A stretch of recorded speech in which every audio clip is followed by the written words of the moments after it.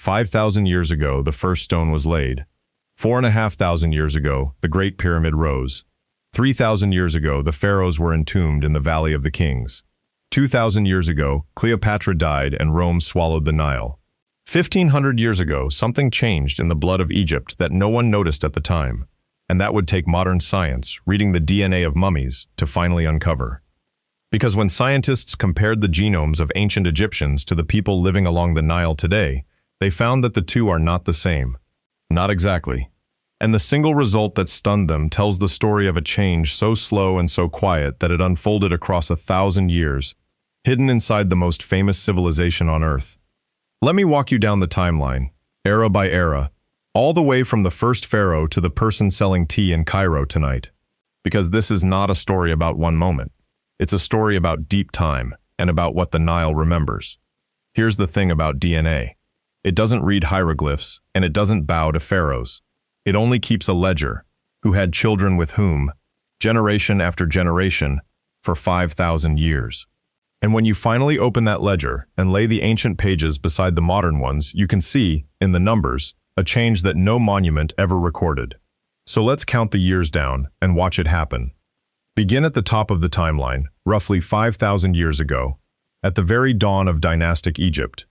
This is the world that produced the pyramids, the Old Kingdom, the Age of Khufu, and the great stone tombs that still stand on the Giza Plateau. For centuries, one of the loudest arguments in the world has been about who, exactly, these people were. Every faction has claimed them, and for most of that time, it was an argument with no way to settle it, because the one witness who could actually answer, the DNA of the ancient Egyptians themselves, had never been allowed to speak. Ancient Egyptian mummies are wrapped in the same problem as all hot climate remains. Heat degrades DNA, and on top of that, the mummification chemicals and the sheer age made many scientists doubt that any usable ancient Egyptian genome could ever be recovered at all. For a long time, the pharaohs kept their genetic silence. Then, in 2017, that silence broke. A team led by researchers publishing in the journal Nature Communications, Schuenemann and colleagues, did what many had said was impossible. They recovered genetic data from ancient Egyptian mummies from a site called Abusir el-Meleq, individuals spanning a long stretch of time from roughly the late New Kingdom down into the Roman period. And when they read the ancient genomes and asked the crucial question, who were these people most closely related to, the answer landed with real force. The ancient Egyptians of this sample were most closely related to the ancient peoples of the Near East, the Levant, the lands of Anatolia, the Neolithic farming populations of the Eastern Mediterranean. They were a people of the Eastern Mediterranean world, deeply connected to the ancient Middle East, sitting genetically right where you might expect a civilization, at the meeting point of Africa and Asia to sit. But that wasn't the result that stunned everyone. The stunning part came when they compared those ancient Egyptians to modern Egyptians, the people living in the same towns, along the same river today. And the two did not match perfectly. There was a difference, and the difference had a direction. Modern Egyptians carry noticeably more Sub-Saharan African ancestry than these ancient Egyptians did, on the order of several percent more, ancestry that increased in the population over roughly the last 1,500 years. The ancient sample had less of it. The modern population had more. Something had flowed into the Egyptian bloodline from the south, from deeper in Africa, and it had done so relatively late in the long story, after the age of the pharaohs, in the era of trade routes and movement that connected Egypt ever more tightly to the rest of the continent across the medieval centuries. Now stop and feel how strange and beautiful that is. The change didn't happen at some dramatic invasion you could circle on a map. It seeped in, slowly, across 1,000 years, through the ordinary movement of people up and down the great trade arteries of Africa, the trans-Saharan routes, the Nile corridor, the constant human traffic of a crossroads land.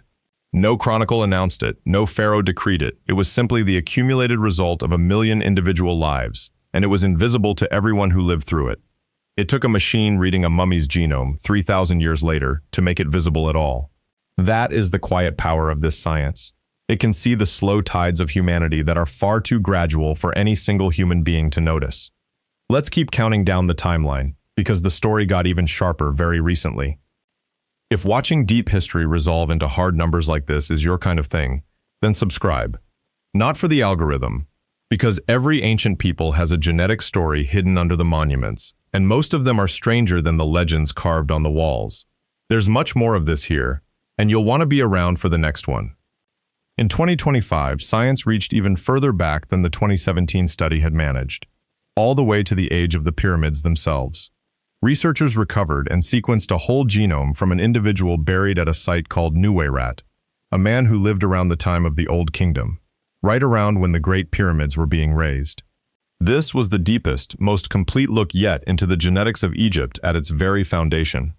And what did this Pyramid-age Egyptian carry in his blood? The majority of his ancestry, around 3/4 of it, traced to the local North African Neolithic populations, the deep indigenous farming stock of the region. But a substantial minority, roughly 1/5 to 1/4, traced east, to the ancient peoples of Mesopotamia and the Zagros region, the world of the Fertile Crescent, the same broad ancestral pool that had produced Sumer and the first cities. For the first time, the genome of an Egyptian from the dawn of the pyramids showed, written in the DNA, a real ancestral link between the Nile and Mesopotamia, the two great cradles of civilization, connected not just by trade goods and borrowed ideas, but by actual shared ancestry. The people who built the pyramids carried, in their cells, a thread reaching back toward the people who built the first cities in Iraq. So now we can see the full timeline laid out. At the top, 5,000 years ago, a people of overwhelmingly local North African ancestry, with a real Eastern, Fertile Crescent component woven in. A genuinely African civilization with deep ties across the ancient Near East.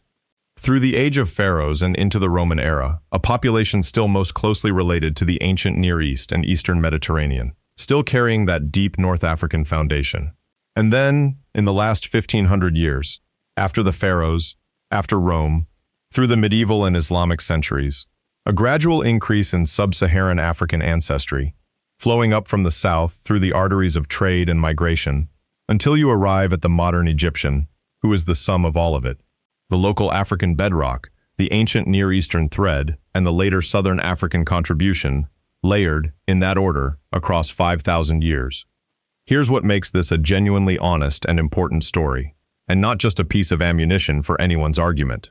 Because the moment you talk about ancient Egyptian DNA, people want to force it into a single box, to make the ancient Egyptians really one thing so they can claim them. And the actual science refuses that game completely. The ancient Egyptians were not a simple, single anything. They were exactly what you'd expect from a civilization sitting for thousands of years at the hinge of a continent. A rich, layered, genuinely mixed population, rooted in Africa, connected to the Near East, and continuously reshaped by the movement of human beings across one of the most connected corners of the ancient world. To ask, were they this race or that race, is to ask a modern question that the ancient genome simply does not answer, because those categories are not how the DNA is organized. What the DNA shows instead is a story of continuity and change together, deep local roots that never disappeared, and slow currents of new ancestry that kept arriving, century after century. And the single most important word in that whole story is continuity. Because here's the part that often gets lost in the shouting. Modern Egyptians are not strangers who replaced the pharaohs. The 2017 study, and the work that followed, showed real genetic continuity between the ancient and modern populations of the Nile. The change, that added sub-Saharan component, is real, but it's an addition on top of a deep and continuous foundation, not a replacement of one people by another. The person walking past the pyramids today, going about their ordinary life, carries in their blood a genuine unbroken thread reaching back to the people who built those very stones. They are not living beside their ancestors' monuments as tourists in someone else's history. They are, in the most literal biological sense, still home. The additions over 5,000 years changed the recipe. They did not throw out the dish. Think about what it took to recover this, because it makes the achievement almost miraculous. Every one of these ancient genomes was pulled from material that the science of a generation ago said was unreadable. Mummified tissue and ancient bone from one of the hottest environments on Earth. Chemically treated, thousands of years old, baked by the desert and handled by countless hands. For decades, you'll never get real DNA out of an Egyptian mummy, was treated as simple fact. And then careful, patient researchers, using the newest tools, did exactly that. First, the mitochondrial and partial data in 2017, then a whole pyramid-age genome by 2025. Each one is a voice recovered from a silence that lasted millennia. Each one lets a person who lived under the pharaohs finally answer, in their own molecular words, a question the living have been arguing about for centuries.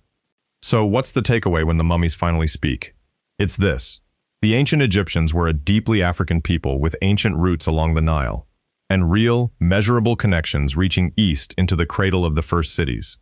Over the long millennia that followed the pharaohs, the population kept absorbing new ancestry, especially from the south, through the ordinary human traffic of a crossroads civilization, so that the Egypt of today is genuinely continuous with the Egypt of the pyramids, and also genuinely changed by everything that flowed through it since. Both of those things are true at once. That's not a compromise or a dodge. That's just what a real, living, 5,000-year-old bloodline actually looks like when you finally hold the ancient page up against the modern one and read them side by side.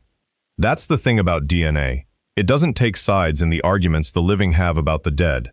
It just keeps the ledger, patiently, across 5,000 years, through every dynasty and every trade route and every slow tide of migration nobody noticed. And then, when we finally learn to read it, it hands us the one answer that was never carved on any wall. Not who the pharaohs belonged to, but who their children became. And their children are still there, on the same river, under the same stones, right now. Thank you for watching. See you in the next one. Thanks for staying until the very end. Goodbye for now.